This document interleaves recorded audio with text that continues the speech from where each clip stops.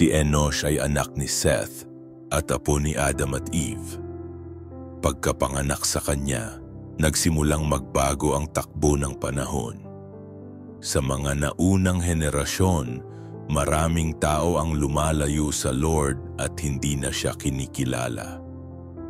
Pero sa panahon ni Enosh, nagsimulang tumawag muli ang mga tao sa pangalan ng Lord. Nagsimula silang sumamba at manalangin sa Kanya. Ipinapakita ng buhay ni Enosh na kahit tahimik lang siya sa kasaysayan, ginamit siya ng Lord para muling ibalik ang pananampalataya ng mga tao.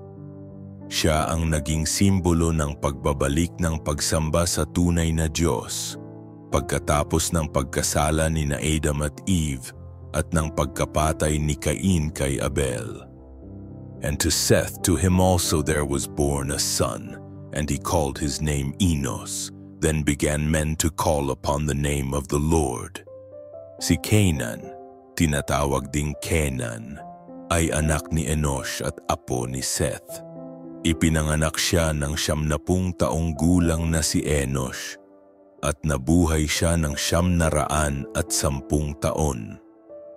Bagamat maikli lang ang nabanggit tungkol sa kanya sa Biblia, mahalaga ang papel ni Canaan dahil isa siya sa mga ninuno ni Noah at sa kalaunan sa lahi ng ating Panginoong Hesus. Walang detalyadong kwento tungkol sa kanyang mga ginawa, pero ipinapakita ng buhay niya na kahit sa mahabang panahon, pinapanatili ng Lord ang kanyang pangako na magpapatuloy ang binhi ng mga matuwid na tao mula kay Adam hanggang kay Noah. Ang buhay ni Canaan ay patunay na kahit hindi sikat o kilala ang isang tao, may bahagi pa rin siya sa plano ng Lord. And Enos lived 90 years and begat Canaan, and all the days of Canaan were 910 years, and he died. Si Mahalalel ay anak ni Canaan at apo ni Enosh.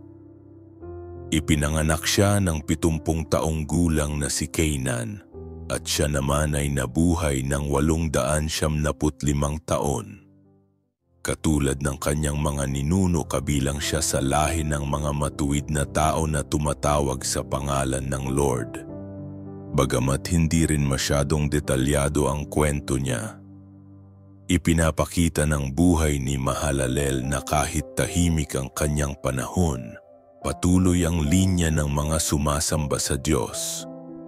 Mula kay Adam hanggang kay Noah na natiling tapat ang ilan.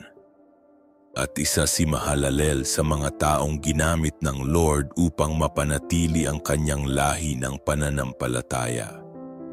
Si Mahalalel ay ama ni Jared, na magiging ama naman ni Enoch, ang taong lumakad kasama ng Lord at kinuha ng Diyos nang hindi nakaranas ng kamatayan.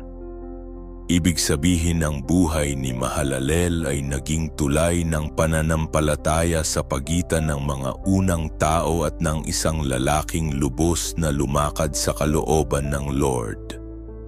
And Canaan lived 70 years and begat Mahalalel, and all the days of Mahalalel were 895 years, and he died. Salamat sa pakikinig, kapatid. Ano ang natutunan mo ngayon? I-comment mo at huwag kalimutang i-like, i-share at mag-subscribe. God bless. I believe in the name of Jesus, amen.